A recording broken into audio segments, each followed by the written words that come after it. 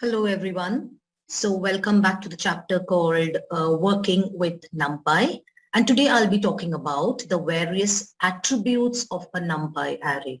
In the first video, you saw an introduction to what was NumPy, the difference between the NumPy array and the Python list, and the data types of the NumPy array. In the second video, I taught you how to create NumPy arrays. Now today we're going to look at 5 attributes of a NumPy array. Okay, so let's just start. The first attribute that we're going to talk about is called the ndim attribute. Now, what does this ndim attribute do? Okay, so the name of the attribute is ndim, and what does this do? It tells you the dimensions of the array. You remember in the first video, I showed you a graphical representation of a one-dimensional array, which had only a single axis called axis 0. Then we learned a two-dimensional array, which had two axes, axis 0 and axis 1. Then I showed you a picture of a three-dimensional array, where we had axis 0, axis 1, and axis 2.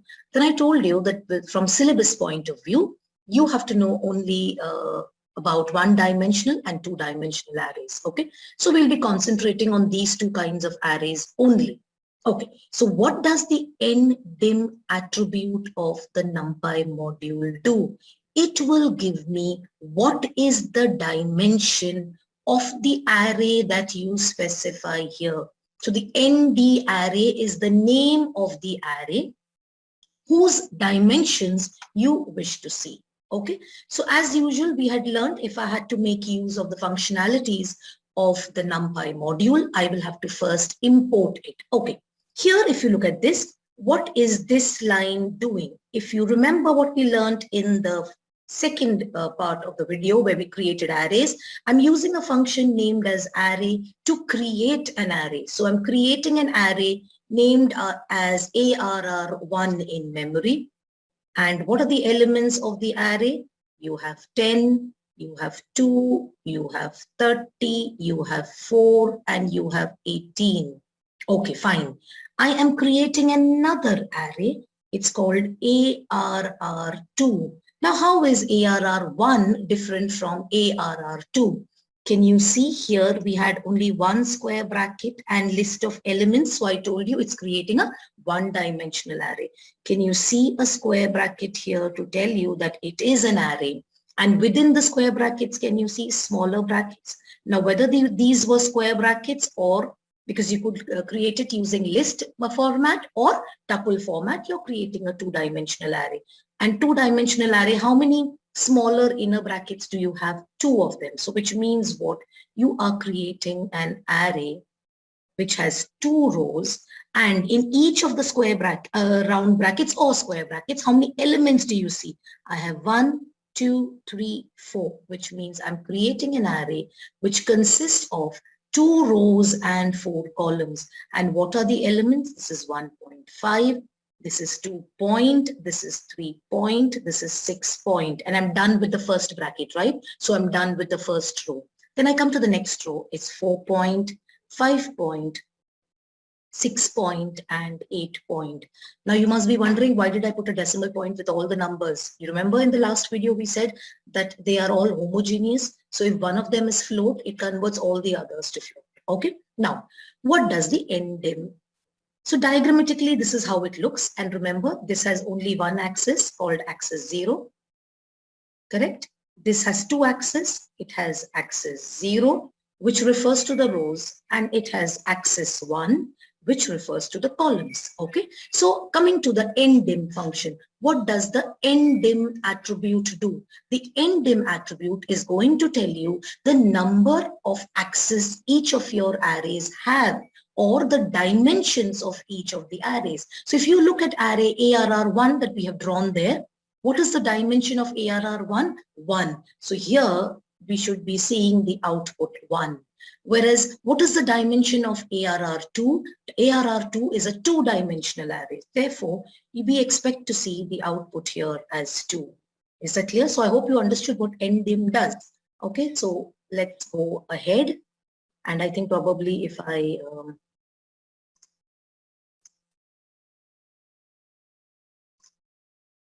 Okay, that's the output we were talking about. Okay, coming to the next attribute, it's called the shape. Okay, so for your reference sake, let me just redraw that array once again. Okay, so I'm not going to explain how the array function works now. ARR1 is 10, 2, 30, 4, and 18. ARR2 is two-dimensional. You can make out here first row, second row. So it's 1.5, 2, 3, 6, 4, 5, 6, and 8. Don't forget the decimal point. Okay, so this is your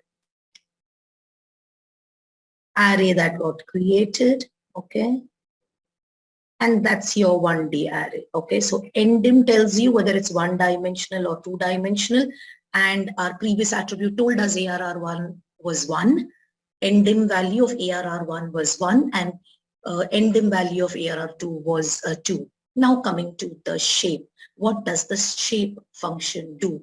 It tells you the number of elements the array has across each dimension or across each axis. Now, ARR1 we learned only has one axis, which is, sorry, not drawn like this, one axis, which is axis 0. Okay, please make the correction in the previous video as well. I mean, in the previous slide as well, your axis is like this, horizontal, because there, I mean, I told you in the earlier videos, you could assume it to be horizontal or vertical, but there is only one axis. Okay, and how many elements do you see across that axis? You have element 1, element 2, element 3, element 4, element 5, which means shape function of ARR1 is going to give you the answer 5. But what you need to remember here is, just read this line. It will display a tuple of integers. Okay, it will display a tuple of integers that indicate the number of elements stored across each dimension. So if it has to display a tuple, tuples have to be written in round brackets. Now the info students have not done the tuple chapter as such, but if you write an element in just round brackets in Python, this is treated as an integer and not a tuple.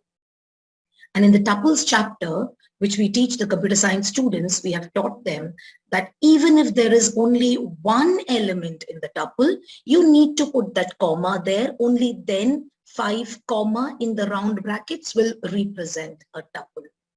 And that is the reason, since ARR1 has only one single dimension, it can give you only number of elements across that dimension. So it's a one single answer, but still it gives me output as 5 comma. Is that clear? So the number of, in short, the number of elements. Only thing important here is to remember the answer is not just 5. The answer is in a form of a tuple. Tuples are represented by round brackets, and one element of a tuple is also represented by the number followed by a comma. Clear? Okay. Coming to your ARR2, along axis 0, along axis 0, how many rows do you see? 2. Along axis 1, how many columns do you see? 4. So that means what are the number of elements that are stored across each dimension is nothing but 2, 4. Now, since there are already 2 elements, that comma there makes sense. But remember, with 5 also you need to put a comma. 5 in round brackets will not be treated as a tuple in Python. It will be treated as an integer. And we know that shape function has to give us an answer as a tuple, and that's the reason you get that 5 comma. Is that clear? So the second ARR2.shape only tells you how many rows. First it tells you how many rows because that's axis 0, and then it tells you how many columns do you have. So in this scenario it was 2, 4. Clear? Okay, let's go ahead to the next slide. The next slide is talking about a function named as size. Now, what does size represent? Size is in fact going to tell you the number of elements present in the array, whether it is one-dimensional or two-dimensional. So if you look here, I have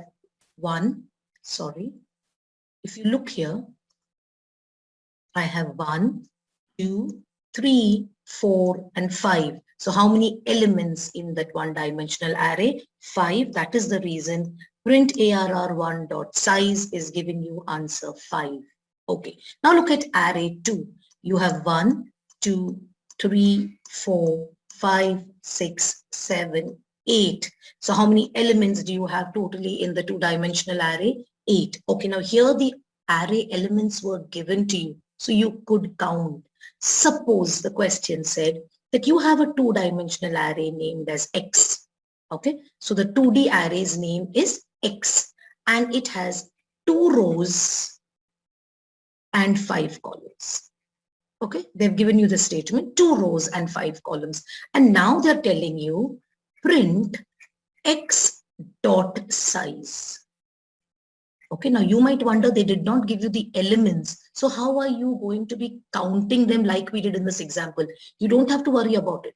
If there are 2 rows and 5 columns on each row, the number of elements is going to be nothing but number of rows multiplied by the number of columns. So in this scenario, it's going to be 10. So remember, you need not have the 2D array given to you for you to know the size. The size is nothing but the number of rows, the product of the number of rows with the number of columns, or number of rows multiplied by number of columns. So is the size attribute clear? Okay, let's go ahead.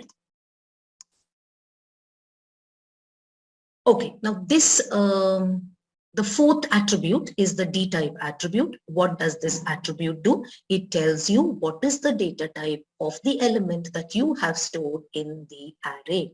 Okay, remember, if your array is a mixed data type, it automatically converts it to the higher order data type. Now in this example, if you see here, the first example, array 1, which is a 1D array, has all its elements which are integers. Okay, but by default, the computer is going to be storing it as int, or Python is going to be storing it as int 64 by default, okay, because all are integers. But I am forcing it to be int 8 because I know these are small numbers. So why do I unnecessarily occupy 8 bytes? I can just occupy 1 byte of memory and still store 10, 2, 34 and 18. So I have forced it to be int 8. Now here, one of them is floating point. So all the others we know are going to be converted to 2 point, 3 point. And what kind of a data type is that? That's float, but by default, Python stores it at float 64. And I have not told it to be stored at as a specific thing. I could have said dtype is equal to np.float32 and forcing it to be of type 32. I've not said, I've left the default one. But the other one I said because I wanted to show you, you could change what the default is. And now when you say arr1.dtype, I told you what is arr1's dtype by default would have been int 64, but because you said int 8, data type is nothing but int 8.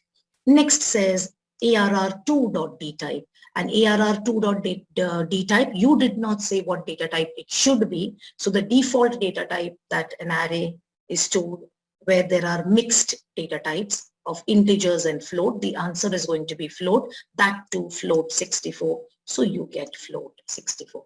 Is that clear? Okay, so let's go to the last attribute of the NumPy array.